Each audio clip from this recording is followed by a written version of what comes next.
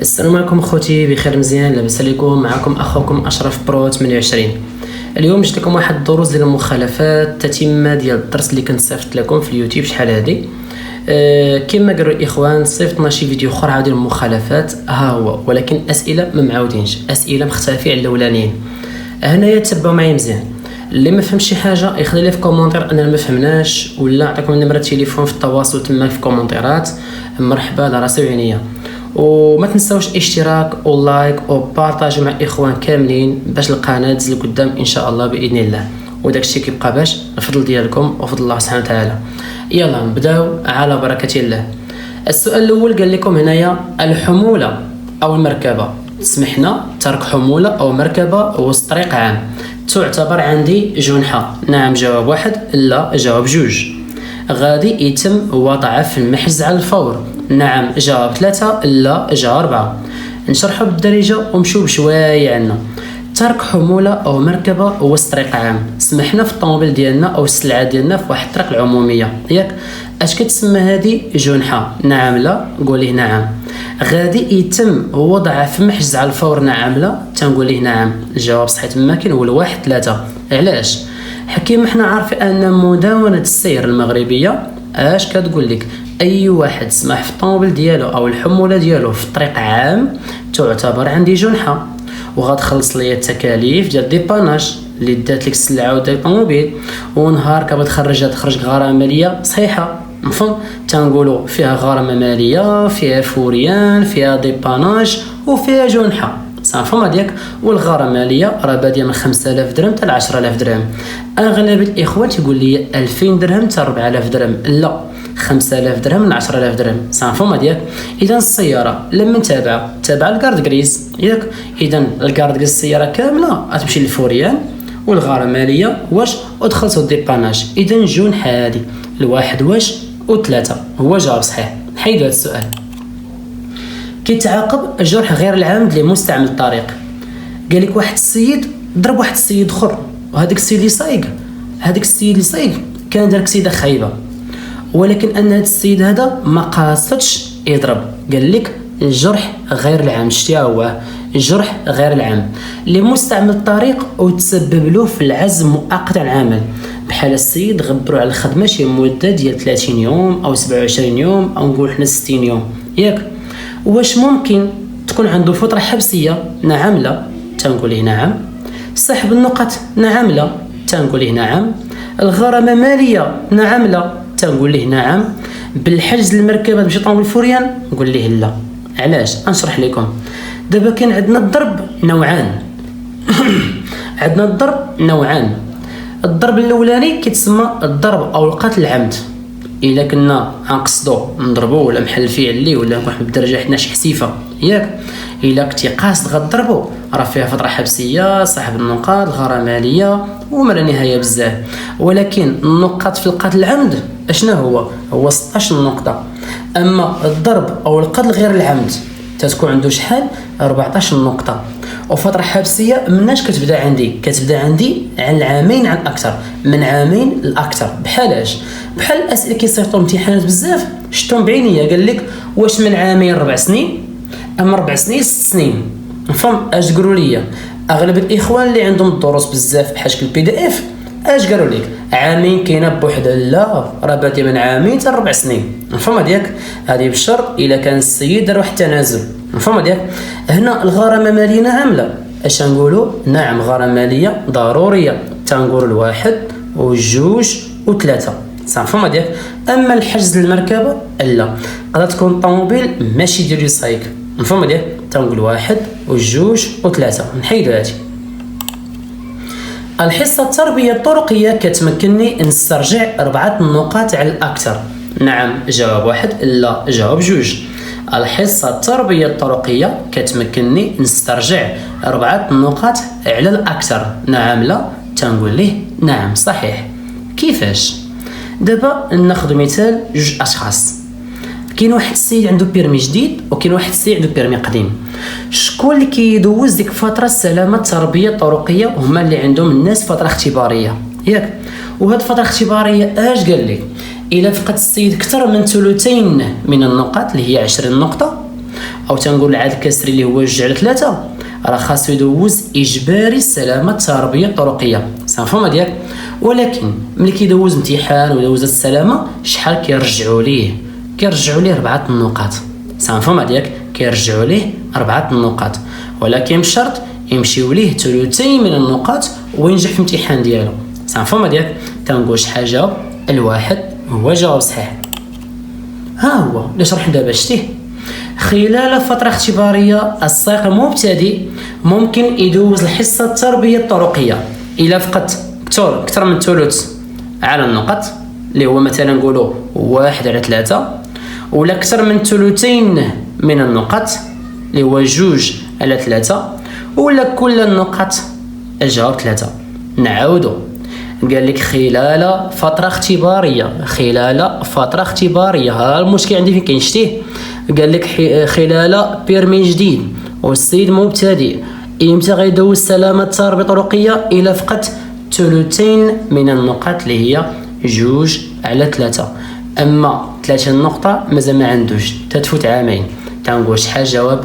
2 هو جواب صحيح. صافي ديالك. دابا ها هو السيد دوز سلامة التربية الطرقية، شحال غادي نرجعوا ليه عاوتاني؟ تنقولوا 4 النقاط. اذا شحال الرقم؟ 2. نحيدو هادي. ملي كندوز الحصه ديال السلامه الطرقيه كناخذ النقط. في اليوم الاول ديال الحصه جاوب 1، في اليوم الثاني ديال الحصه جاوب 2، في اليوم الموالي ديال الحصه جاوب 3. شرحتها لكم. اذا بحال انا سبقت الاحداث اش نقول تما قعدنا امتى السيد كيدوز سلامه التربيه الطرقيه الى فقد 3 من النقاط، شحال يقرا فيها؟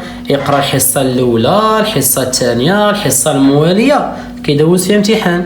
ديك الساعه شافوك حفظتي مزيان وكتصوب مزيان وقواعد مزيان في راسك، كيعطوك شحال؟ 4 النقاط. اذا امتى غادي نرجع انا وناخذ النقاط ديالي؟ في اليوم الموالي الحصه. تنقول شحال الرقم؟ 3 هو جواب صحيح. نحيدو هادي. السير بمركبة لازم تخضع للتسجيل وتعرض لحادثة خطيرة. السير بمركبة لازم تخضع للتسجيل وتعرض لحادثة خطيرة وبلا اوراق. واش ممكن تعرض للحجز من طرف الدولة؟ نعم لا. تنقول ليه نعم. نشرحو بالدارجه. الخوت انا غادي بواحد الطوموبيل، وهاد الطوموبيل غنمشي ندوز واحد لافيزيت تكنيك ديالها وغاديه بلا اوراق ودارت كسيده. واش ممكن الدوله تاخذ لك الطوموبيل تحطها في الفوريه الناعمه؟ نعم من حقها. علاش؟ انت ما عندك حتى ورقه فين غادي.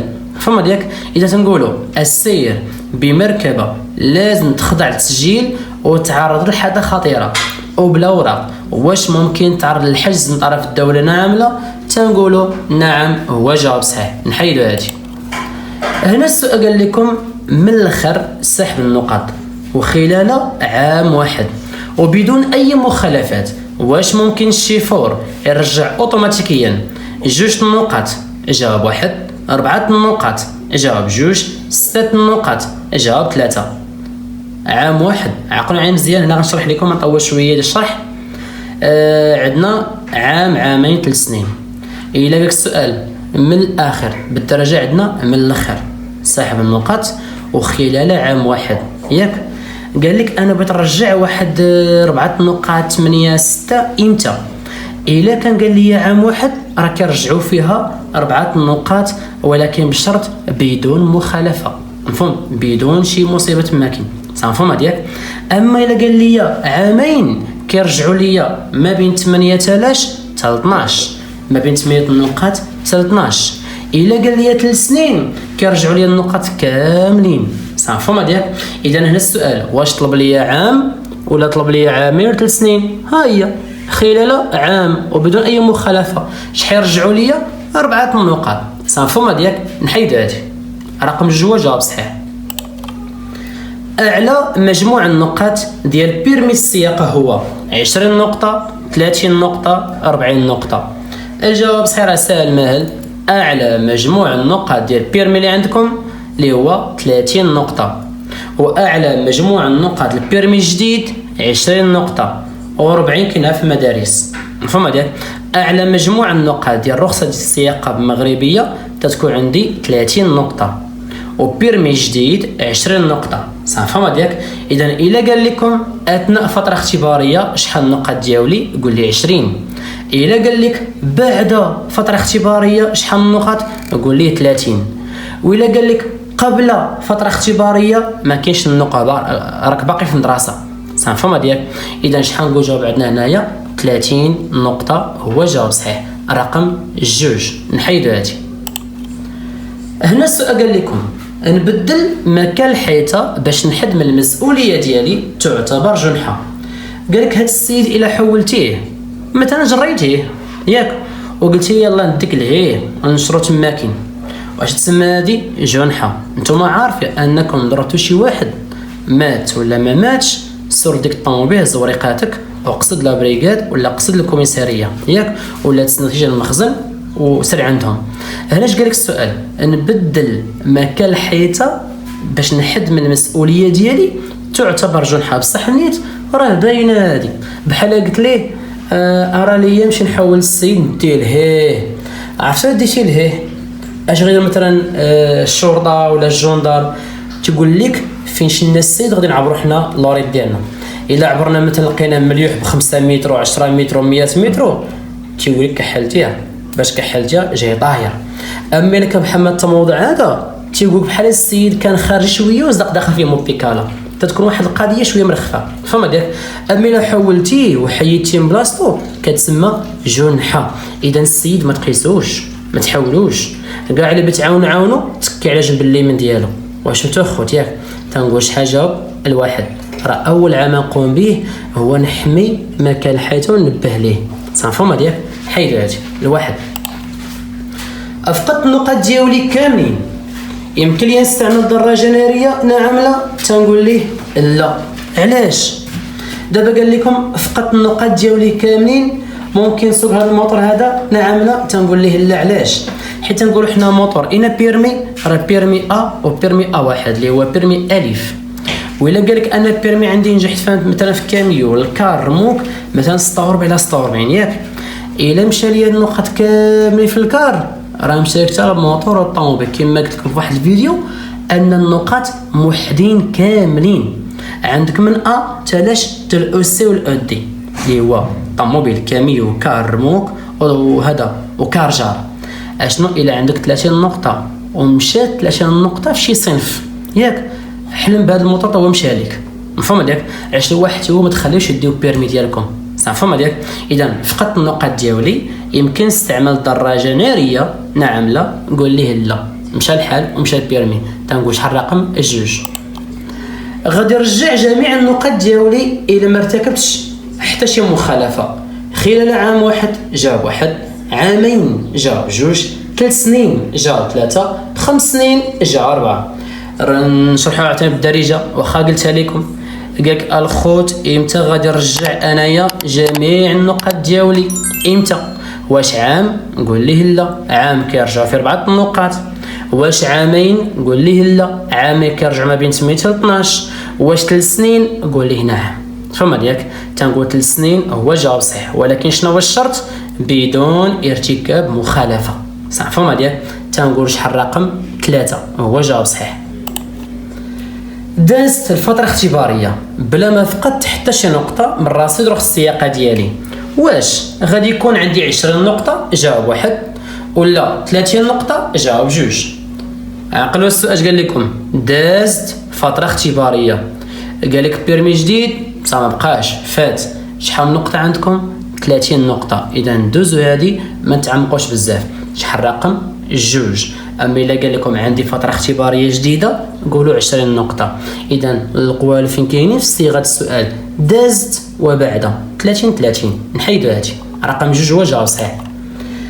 السير بسرعه 50 كيلومتر في الساعه فوق السرعه المسموح بها تعتبر مخالفه؟ جاوب 1، ولا جنحه؟ جاوب 2.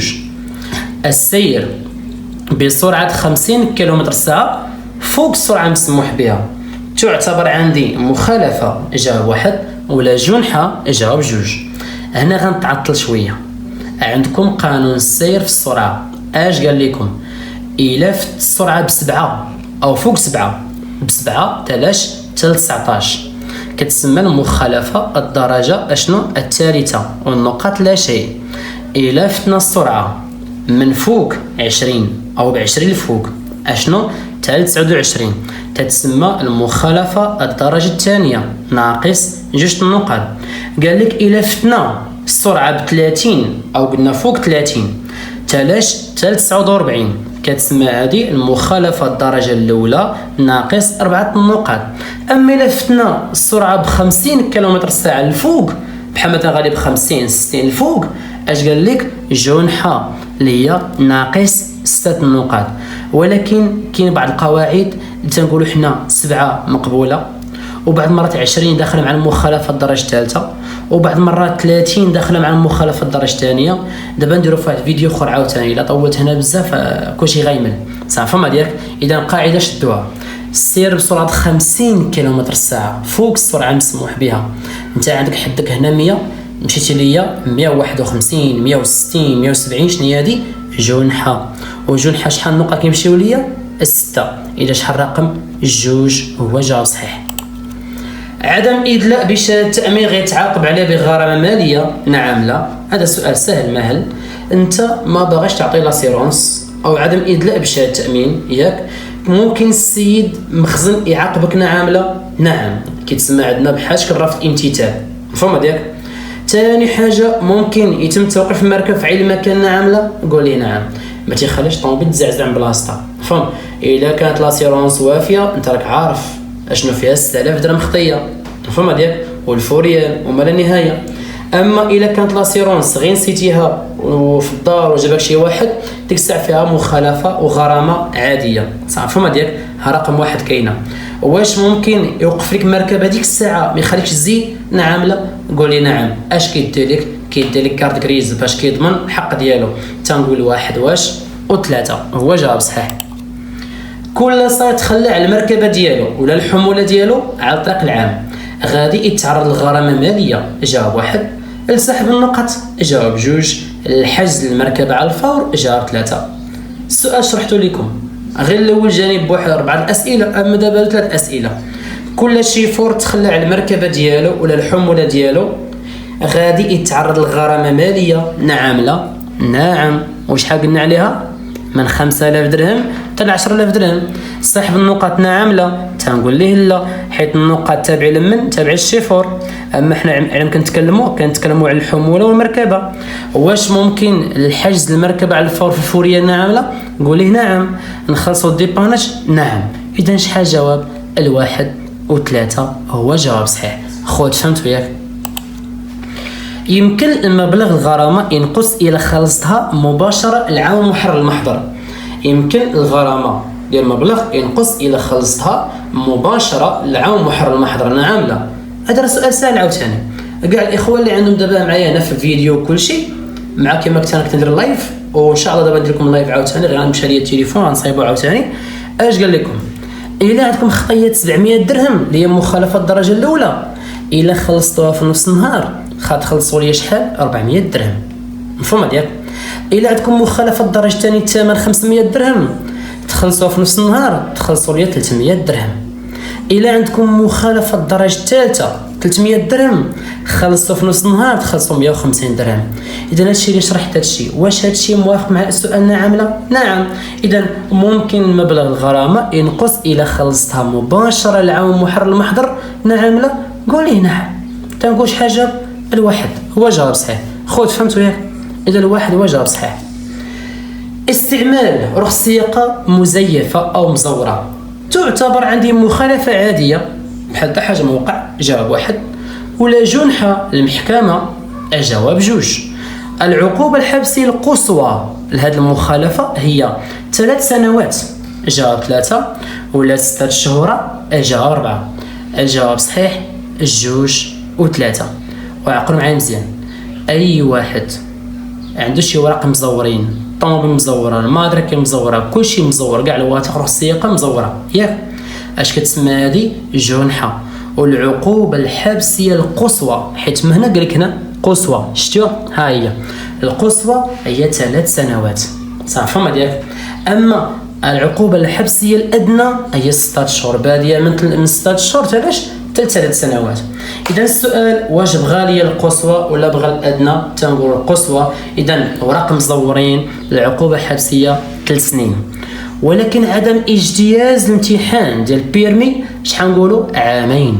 صافي ما ديالك. اذا 2 و3 هو جواب صحيح. خوت فهمتوا ياك؟ نحيدو هذا. الوثائق الضروريه واش تقديمها في حاله مراقبه هي رخصه السياقه، البيرمي جواب 1، فاتوره المركبه شحال شاريها جواب 2، شهاده تسجيل الكارد غريز او شهاده الملكيه جواب 3، شهاده تامين لاسيرونس جواب 4. اذا شنو هما الوثائق اللي خاص نقدم المخزن او السلامه الطرقيه او المراقبه الطرقيه؟ اذا نعطيه الكارد غريز، لاسيرونس، بيرمي، الضريبه ولا فيزيت. مفهوم؟ اش نقولوا عندي هنا؟ رخصه السياقه عندك اعطيها لي ضروري، شهاده تسجيل اعطيها ليه، شهاده تامين اعطيها ليه. اذا الوراق اللي هما واعرين بزاف هي الكارد غريز ولا سيرونس والبيرمي. اما الضريبه ولا فيزيت تيقول لك هوايه. اما فاتوره المركبه زعما بشحال شاريها، واش غتعطي الورقه بشحال شاريها؟ ما شغلوش هو فهاديك، ما بغاش هو هذيك. اش بغى لك؟ وثائق السياره. كيقول السلام عليكم السلام ورقه الطوموبيل. مفهوم؟ 1 و3 و4 هو جواب صحيح. 1 و3 و4. القيام بنص دورة على طريق السيار تعتبر عندي مخالفة ولا جنحة؟ القيام بنص دورة على طريق السيار تعتبر عندي مخالفة أم جنحة؟ اش قال لك هنايا؟ راه قال لك الخوت الا مشيتو في طريق اوطوروط درتي لي الدوميتور نص دورة اش كتسمى عندي هنا؟ جنحة وناقص 3 نقاط. اما في الطريق السريع ماشي جنحة، كتسمى مخالفة هذيك. صافي ما ديالك. دابا نتوما فين كاينين؟ واش كاينين في طريق اوطوروط ولا في طريق السريع؟ طريق اوطوروط. وباش عرفناها اصلا السؤال قال لكم ها هي طريق السيار. صافي ما ديالك. اذا طريق السيار تعتبر جنحه. درتي لي الرجوع الخلف او الدوميتور راه غدير مصايب خايبه تماكن، شي غيدخل في شي. اش سميت هذه؟ جنحه. خاص النقاط شحال؟ 3 نقاط من البيرمي ديالكم. اذا 2 هو جواب صحيح. حيدوا هذه. عدم وقوف عند علامه قف غيتعاقب بمخالفة الدرجة الأولى جواب 1، مخالفة الدرجة الثانية جواب 2، سحب 2 نقاط جواب 3، سحب 4 نقاط جواب 4. هذا السؤال سهل ماهل. شحال من صورة صيفط لكم في اليوتيوب أو فيديوهات شنو قلت لكم؟ عدم وقوف في علامات قف، وانتم عارفين علامات قف شنو فيها؟ فيها المخالفة الدرجة الأولى اللي هو الثمن ديالها 700 درهم حتى 1400 درهم، رقم 1 عندي، ناقص 4 نقاط.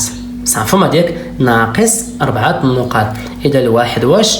4 هو جواب صحيح. خوت فهمتوا ياك؟ نقزوا هادي. خديت رخصة جديدة بعد ما لغاو لي الرخصة القديمة. الرصيد رخصة جديدة غيكون عندي هو 10 نقاط ولا 20 نقطة ولا 30 نقطة. قال لك وكان عندي بيرمي قديم ياك ومشى ليا ودوزت بيرمي جديد، مفهوم؟ وربحت بيرمي جديد، واش غناخذ 30 نقطة؟ لا، بحال خوتك. اذا ما حنت كحلتيها في البيرمي الاولاني اش قال لك؟ خاص تتعلم، مازال خاصك تصوب، مازال بحال خوتك. انت عندك عامين، عندك 20 نقطة، وإلا ما احترمتيش مشى لك عاوتاني البيرمي ديالك. صافي ما ديالك؟ تنقول شحال المده دابا حاليا؟ 20 نقطة ومدة عامين. صافي ما ديالك؟ اذا خديت رخصة جديدة بعد ما لغاو رخصة قديمة. اش قال لكم؟ رصيد جديد هو 20 نقطة. تنقول شحال الرقم؟ 2. هنا السؤال قال لك في حالة تكرار استعمال الهاتف أثناء السياقة الغرامة واش غادي تضاعف اللي غضرب في 2 جواب 1 ولا غضرب في 3 جواب 2. كاع المضاعفات ديال المخالفات كضرب فاش؟ كضرب في 2. مفهوم ديالك؟ ناخذ حنا مثال التليفون شحال فيه نقطة واحدة، والمخالفة الدرجة الثانية تنقول عندنا مناش ب 500 درهم حتى 1000 درهم. هو شوف راه مضاعفات 500 شنو هو المضاعف ديالو؟ هي 1000 درهم. صافي ما ديالك؟ ولكن الا خلصتي لي في نص النهار شحال خلص ليا؟ 500 درهم. ما قلنا قبيله الا عندك 500 درهم في نص النهار تخلص ليا شحال؟ 6000 ريال اللي هي 300 درهم. صافي ما ديالك؟ هذه الا خلصتيها في نص النهار. صافي ما ديال خوتي. اذا الغرامه باش ما نطولش بزاف فيديو اش نقولوا؟ الغرامه غتضاعف في 2. صافي الواحد هو جواب صحيح. يعتبر الرفض امتثال لمخالفه جواب 1، اللي جنحة جاوب جوج. المخالفة كيتعرض لغرامة مالية جاوب 3. صاحب النقط جاوب 4. وعقلوا معايا مزيان دابا هنا قال لك يعتبر رفض امتثال. الخوت ردوا معايا البال مزيان. السؤال الاول ما كيتشابهش مع السؤال الثاني. السؤال الاول كيتكلم في قنت والسؤال الثاني كيتكلم في قنت. يعتبر الرفض امتثال، هذه راه باينه. هربتي على البوليسيه، هربتي على الجدارمي، هربتي على اي واحد، كتسمى هذه جنحة فرار ياك. وجنحة فرار ناقص 2 نقاط. اما الا ما هربتيش ودرتي غير مخالفه، المخالفه اشنو فيها؟ ما فيهاش حبس. اشنو فيها؟ فيها النقاط، فيها الفلوس، فيها الفوريان. اذا قال لك يعتبر رفض امتثال مخالفه لجنحه، قولي جنحه ها هي كاين عندي جوج. ولكن السؤال الثاني تكلم في قنت اخر، مخالفه كتعرض لاش؟ الغرامه الماليه لا؟ نعم. صاحب النقاط نعم لا؟ نعم. تنقولوا جوج وثلاثة وربعة، جوج وثلاثة وربعة. سؤال في سؤال صافي ما ديك. اذا جوج وثلاثة وربعة هو الجواب صحيح. كنكون مرتكب جنحة الى نسبة الكحول في الدم تجاوزات ليا 0.10 ملغ في اللتر هواء الزفير. كنكون مرتكب جنحة الى نسبة الكحول في الدم تجاوزات ليا 0.10 ملغ في اللتر هواء الزفير. نعم جواب 1، لا جواب 2. هنا الجواب صحيح غادي نقولوا 1. ولكن بعض المرات كاين تصاور مشابهين. هاد التصويره ما تمدوش على الكاس كاين تماك موجود. صيغه السؤال بعض المرات كتختلف باش غير في جنحه وفي مخالفه. الا قال لك كنكون مرتكب مخالفه الى نسبه الكحول في الدم تجاوزات 0.10، نعم لا اش نقولوا؟ نعم مخالفه هذه. حيت الدم امتى كنقول مثلا الدم 0.20 تعتبر عندي جنحه في الدم. اما 0.10 تعتبر جنحة فاش؟ في الهواء. والسؤال اش قال لكم؟ كنكون مرتكب جنحة الى نسبة الكحول في الدم تجاوزات 0.10 ملغ في اللتر في الهواء الزفير. مفهوم؟ اش بغا هنا؟ بغا النفس. اذا شنو نقولوا تماكين؟ 1 هو جواب صحيح. اما الا قال لك كنكون مرتكب مخالفة الى نسبة الكحول في الدم تجاوزات ليا 0.10، نعم لا؟ تنقولي نعم. مفهوم ديالك؟ كاين الاختلاف ما بينها مخالفه وجنحه وفي الدم وفي الهواء. صافي هذاك. وتنقول حنا جماعي خلاصه بالزربه، خلاصه ان الشراب من 0.10 الفوق اللي في الهواء كتسمى جنحه ناقص 6 نقاط، والفلوس غرامه ماليه من 5000 درهم حتى 10000 درهم، والعقوبه حبسيه من 16 شهور حتى العام. مفهوم؟ وسحب بيرمي حتى هو من مده 3 شهور 6 شهور. اما في الدم امتى كتسمى عندنا جنحه؟ من 0.10 للفوق. صافي ديالك. اذا اخوان كملنا المخالفات، ونتمنى الاخوان اللي ما فهمش شي حاجه يقولها في كومونتير، وما تنساوش كما العاده الاشتراك واللايف ديال اليوتيوب غنديروا ان شاء الله قريب. فما ديالك. يلا السلام عليكم خوت، والتوفيق ان شاء الله والنجاح كاملين.